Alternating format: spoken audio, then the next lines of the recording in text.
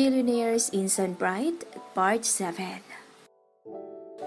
Tahimik lang ako buong biyahe at pinili kong ipikit na lang ang mga mata ko kaysa tingnan ang mga lalaking naging dahilan kung bakit ako napunta sa kamay ni Mr. Muller. Ang dami-dami nilang pinag-uusapan, pero lahat ng yun ay patungkol sa mga pagbabago ng plano nila. Wala na akong pakialam kung ano man ang mapagkasunduan nila dahil wala rin naman akong magagawa kundi ang sumunod na lang. So you're gonna play husband and wife? Dinig kong tanong ng singkit si Marco kay Mr. Muller. Kaya bang sigmura mo? Mapanghamong dagdag nito kaya hindi na ako nakapagpigil at nagmulat ng mga mata. Masama akong tumingin sa direksyon niya. Excuse me? Hindi ko mapigilang ma-offend sa tono ng pananalita niya. Sa pagkakasabi niya ay para bang ang dumi-dumi kong babae na para bang nakakadiri akong tao. No, that's not what I meant, Miss Christine. Depensa niya sa sarili at winagayway pa ang dalawang kamay sa ere.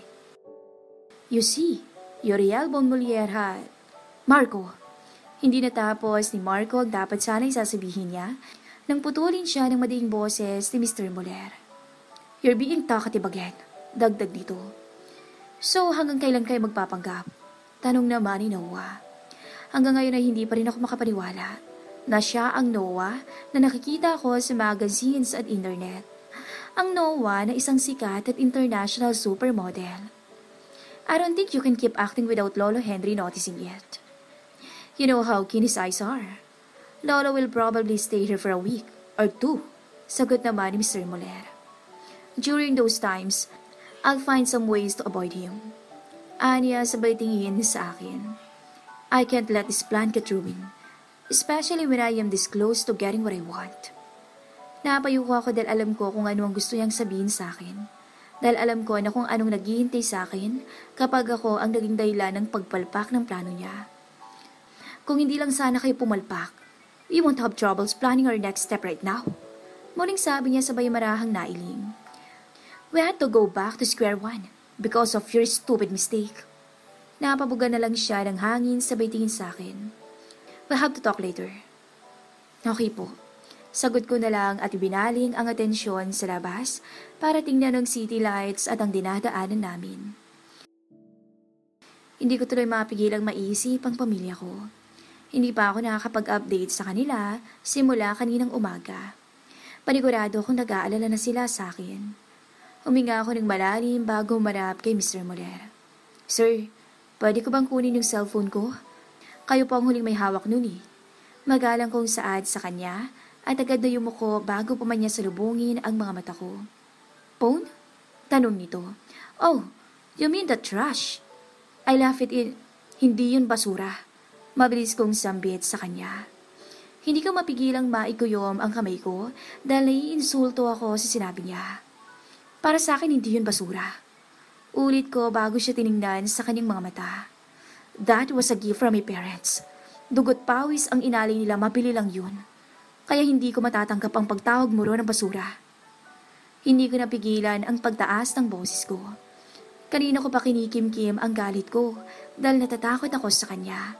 Pero iba na ngayon. Hindi ko siya hayaang insultuhin ang bunga ng dugo at pawis ng mga magulang ko. Nagkaroon ng saglit na katahimikan sa pagitan naming dalawa. Ramdam ko ang tingin ng tatlo niyang kaibigan. But it looked like a trash, giit ni Mr. Muller.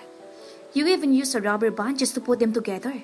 Dagdag pa nito, kaya hindi ko napigilan ang pagkainis. Dahil wala akong pagpipilian. Huminga ako ng malalim para pakalmahin ang sarili ko. Someone who lives in luxury can never understand me. Dagdag ko pa habang nakatingin sa kanyang mga mata. Tuluyan ang nawala ang takot sa nararamdaman ko sa kanya. Kung ako lang sanang ininsulto niya, kaya ko pang tiisin eh. Pero hindi ko mapapanagpas kapag magulang ko na ang pag-uusapan. Are you mad? Tanong niya sa akin.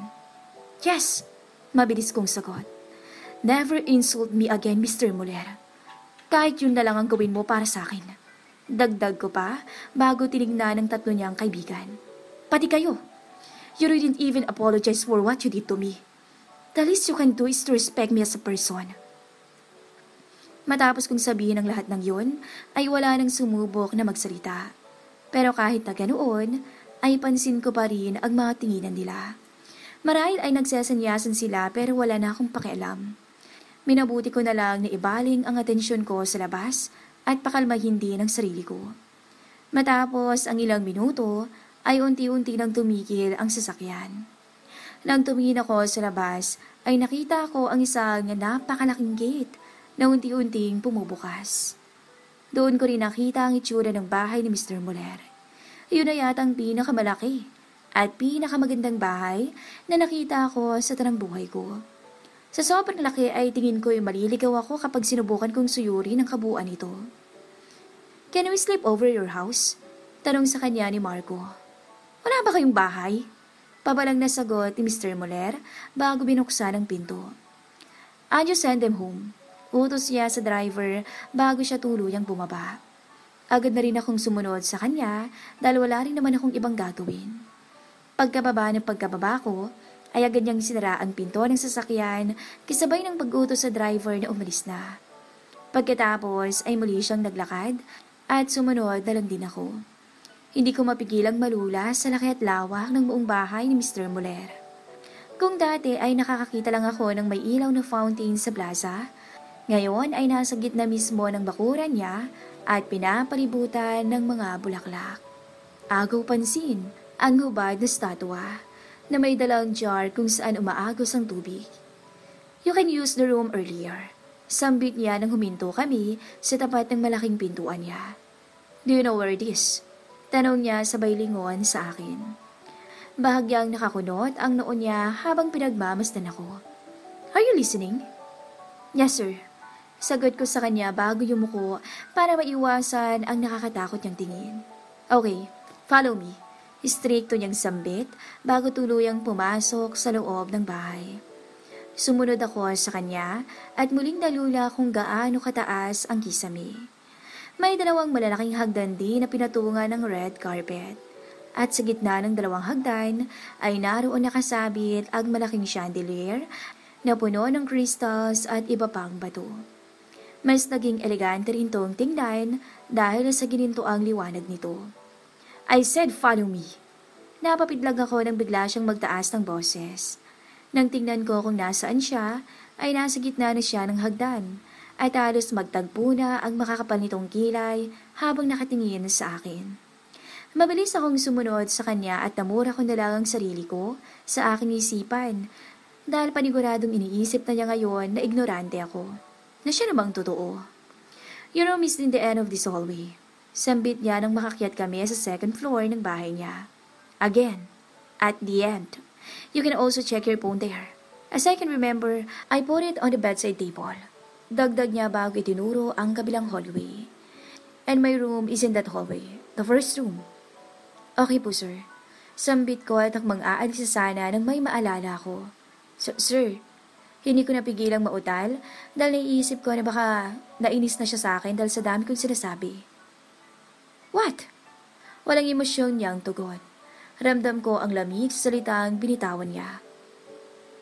Wala po akong damit." Pagtatapat ko at hindi napigilang yumuko. Narinig ko ang mahinang mura niya bago siya marahang tumango. "Bakit ngayon mo lang sinabi yan?" Anya habang halos mag-isang linya na ang kanyang mga kilay. "You could have told me earlier." Gusto ko siyang singhalan. Paano ko masasabi sa kanyang bagay na yun? Ako nga mismo ay hindi agad napagtanto na wala akong damit. Ang bilis kasi ng mga pangyayari. Parang wala akong panahon na mag-react. At baka nakakalimutan din niyang dinukot ako ng mga kaibigan niya. Hindi rin ba niya naisip yun? Lalo na tinignan naman din nila ang mga gamit ko. Napatingin ako sa kanya nang bumuntong hininga siya. Napakalalim ng paghinga niyang yun na para bang nagpipigil siya ng emosyon. "Wear your clothes earlier, then meet me down the living room." Sambit niya bago tumalikod. "I'll be there in a minute. Magbibihis lang ako." Saan po pala tayo, sir?" Lumingon siya sa akin na halos malukot na ang mukha. "Are you really clueless or just purely stupid? Malamang bibili ng gamit mo." Naikuyom ko ang kamay ko para pigilan ang emosyon ko. Maraan akong tumango sa kanya habang pilit na pinapakalma ang sarili. Okay po." Matigas kong sabi at tumuloy na. At nang makailang hakbang ako palayo sa kanya, ay tinawag niya ako. Kaya naman ay nilingon ko siya at nakitang nakatitig siya sa akin. Let's also grab the chance to know each other. After all, I'm your husband now, and you're my wife. Anya bago tuluyang tumalikod. Naiwan lang ako roon na nakatingin sa likod niya. Napakurap-kurap ako, lalo na nang maramdaman ko ang pagkabuhay ng mamumunting kiliti sa aking tiyan. Hindi ko tuloy mapigilan ang pangungunot ng noo ko dahil hindi ko maintindihan kung bakit ganun ang naging reaksyon ng katawan ko. Billionaires Instant Bride, Part 8. Mabilis akong naghanda dahil ayokong paghintay ng matagal si Mr. Muller at baka kung ano pa ang masabi ko sa kanya. Pagkatapos kong magbihis, ay agad kong hinagilap ang cellphone ko at mabilis ko naman tong nahanap. Hindi ko na muna to binuksan dahil dali-dali akong bumaba sa living room kung saan siya naghihintay.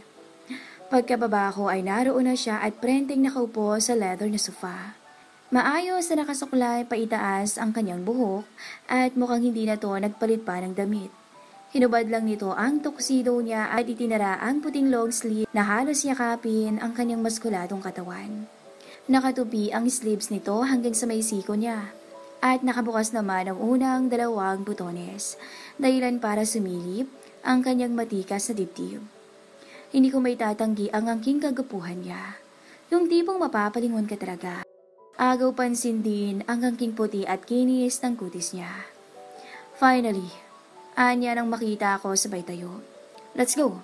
Dagdag niya bago tumalikod sa akin. Ngayong tanging long sleeve na lang ang suot niya, ay doon ko lang napansin kung gaano kalapad ang kanyang balikat. Bagyaring bumabakat ang muscle niya sa tuwing gumagalaw siya. Tahimik lang akong sumunod sa kanya hanggang sa makarating kami sa garahe ng mansyon at napaawang na lang ang bibig ko nang makita ang hilera ng mga sasakyan sa harapan ko.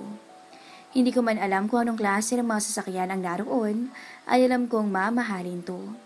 Mukha pa lang ng mga to ay alam ko ng lagpas 1,000,000 ang presyo ng mga to. Is this your first time seeing these cars? Napatingin ako nang marinig ko ang boses niya. Baka sa mga mata nito ang pagtataka habang nakatingin sa mukha ko. Walang pagdadalawang isip akong tumango. Opo, wala kasing ganitong mga kotse sa amin eh. Sagot ko sa kanya. Okay, choose a car na gagamitin natin. Sambit niya bago siya pumunta sa gilid ng garahe kung saan may maliit na mesa roon na gawa sa salamin. Make it quick, dagdag pa niya. Sisilipin ko ba sana kung ano ang naroon, pero nataranta ako at pinili ko na lang ang pinakamalapit sa akin. Itong itim na lang po, sambit ko sabay turo nito. Oh, you wanted Bugatti? Okay, anya bago may kinuha sa maliit na glass table. At doon ko napag-alaman na mga susi pala yun na tingin ko ay para sa mga kotseng nasa garahe. Come, sumunod lang ako sa kanya. Pero nang nasa tapat na ako ng kotse, ay tumayo lang ako at tumitig dito. Nakakatakot? Natatakot ako na baka magasgasan ko yun. Lalo na't napakakinis pa nito na tila ba walang bahid ng kahit na anong alikabok. What are you still looking at? Did you expect me to open the door for you? Get in! Matigas niya yung sabi habang nakasilip mula sa loob ng sasakyan. Agad akong umiling sa kanya. Hindi po ganun yung iniisip ko. Sagot ko sa kanya bago yumuko. Baka kasi magasgasan ko yung sasakyan. Are you being serious? Just get the fucking Miss Christine. Napaurong ako sa pagtaas ng boses niya. At nang makita ko kung gaano katalim ang mga titig niya na pinupukol sa akin, ay nagdesisyon na lang ako na lumapit sa sasakyan para buksan ang likuran para doon umupo. Pero kakabukas ko pa lang ay muli na naman siyang sumigaw. Seriously, pagmumukhain mo pa akong driver. Sit in front. Napapikit na lang ako dahil sa dumadagundong niyang boses. Barahan kong sinara ang pinto at baka masira ko pa yun. Pagkatapos ay binuksan ko na ang passenger seat. Pagkapasok ko ay halos sumiksik ako sa gilid dahil sa takot na nararamdaman ko sa kanya. Kahit wala siyang sinasabi, ay ramdam ko ang apoy na nakapalibot sa kanya. Ilang sandali pa ay marahas siyang napabuga ng hangin bago tumingin sa akin at dali-daling lumapit. Palapit ng palapit ang mukha niya sa akin at hindi ko alam kung ano ang gagawin niya kaya pumikit na lang ako at hinintay na lumapat ang labi niya sa mukha ko. Pero lumipas ang ilang segundo ay walang nangyari. Kaya nagmulat ako ng mga mata at nakita siyang kunot noong nakatingin sa akin. Why did you close your eyes? Did you expect me to kiss you? Direkta niyang tanong. No, sir. Sagot ko at mabilis na binaba ang tingin. Lalo na nang maramdaman ko ang pag-akyat ng dugo sa mukha ko dahil sa iya. Let me make this clear, Miss Christine. Anya bago marahang bumuga ng hangin, sabay tingin sa akin. Everything we did earlier and what we're about to do in the future is nothing but an act. So don't you ever dare get attached to me or worst, fall in love with me. Prangkang sabi niya at hindi inalis ang tingin sa aking mga mata. You will only get hurt. Because there's no way I will fall in love with someone like you. Dagdag niya. Naikuyom ko ang kamay ko dahil hindi ko nagustuhan ang sinabi niya. Nainsulto ako lalo na sa huling mga sinabi niya. Hindi ko napigilan ang pagtaas ng kilay ko habang nakatingin din sa kanya. Huminga ako ng malalim para humugot ng lakas ng loob na sagutin siya. Don't worry, Mr. Muller. There's no way I will ever fall in love with someone like you. Prangka ko ring sabi sa kanya dahil baka iniisip niya na porke gwapo siya ay magkakagusto na ang lahat sa kanya. Kung yun lang naman palang inaalala mo, pues huwag kang mag-alala dahil hindi yun mangyayari. And why? Tanong niya at gusto ko na lang matawa. Dapat ko ba talagang sabihin sa kanya kung bakit hindi ko siya magugustuhan? Bakit kagalit lang niya? Because you're not my type. Sagot ko na lang sa kanya at nakita ko kung paano mapataas ang kilay niya habang nakatingin sa akin. Baka sa mukha niya na hindi niya inaasahan ang naging sagot ko. Kayo rin po, huwag kayong ma-inlove sa akin. Ganti ko sa kanya. That would never happen. Mabilis siyang sagot bago tuloy ang pinaandar ang sasakyan. Never. Mabuti naman po at malinaw sa ating dalawang lahat. Now, all we have to worry is kung paano natin mapapaniwalang lolo nyo. Pag-iba ko sa usapan, dahil baka may masabi pa akong hindi niya magustuhan. Don't worry about that. May naisip na ako. Sagot niya sa akin. Let's talk about it after we get your clothes. Parang gusto ko nilang maglupasay sa sahig dahil pagod na ang mga paa ko kakalakad sa department store na isang barangay yata ang lawak. Kanina pa ako sunod ng sunod kay Mr. Muller dahil siyang namimili ng mga damit ko. At ang ginagawa ko na lang ay sukatin ang mga to. Pinagtitinginan na nga kami ng mga tao. May iba pang nagsasabi na baka ako ang may bitbit ang mga pinamili namin ay dahil alalay niya ako. Mr. Muller, tingin ko po ay sapat na to. Sambit ko sa kanya. Sobrang dami na po nito eh. Dagdag ko sa kanya. Is that so? Baling niya sa akin habang may hawak namang isang damit. Okay, go rin pay. Anya bago may binigay sa akin na itim na card. Use that. Ano po to? Tanong ko habang nakatingin lang dito. Just give that to the cashier kapag magbabayad ka na. I'll be right here. Sagot niya bago naghanap ng mauupuan. Go! Wala akong nagawa kundi ang sundin ang inuutos niya. Dali-dali akong pumunta sa counter para bayaran ang mga damit. Kitang-kita ko kung paano manlaki ang mga mata ng kahera nang makita niya ang itim na card na bigay ko sa kanya. Hindi ko tuloy mapigilang mapaisip kung anong klaseng card yun at mukhang ATM lang naman yun. Pagkatapos kong bayaran ang mga damit, ay bumalik na ako kung nasaan si Mr. Muller. Nang makita niya akong papalapit sa kanya, ay tumayo na siya at sinalubong ako. Let's go? Anya bago ako nilagpasan. Na hindi man lang niya ako inalok ng tulong. Pag-uwi namin sa mansyon niya, ay ganoon pa rin. Iniwan lang niya ako sa garahe at hinayaang bitbitin ang lahat ng mga pinamili ko. Nang papasok na sana ako sa pinto, ay lumingon siya sa akin. Titig na titig siya sa aking mga mata. Starting tomorrow, your life will change, Miss Christine. You will be my wife, so you better put it in your mind. There are things that we have to do all of a sudden. So please, prepare yourself. Things like? Tugon ko habang bahagyang nakakunot ang noo. Kindship. There will be touching, holding of hands, kissing, and any sort of public display of affection. Anya bago tumingin ng diretso sa aking mga mata. But don't you forget that those are just part of the act. Never let those things get into your head so you can avoid getting attached to me. Dagdag niya. Mabilis akong tumango. Ganon din po sana kayo. There will be times na ako po ang mag-i-initiate ng paglalambing. Pero hindi po ibig sabihin nun, may gusto na po ako sa inyo. Lilinawin ko lang din po. Lahat ng gagawin ko sa inyo ay parte lang ng pagpapanggap natin. Tugon ko sa kanya bago siyang nginitian.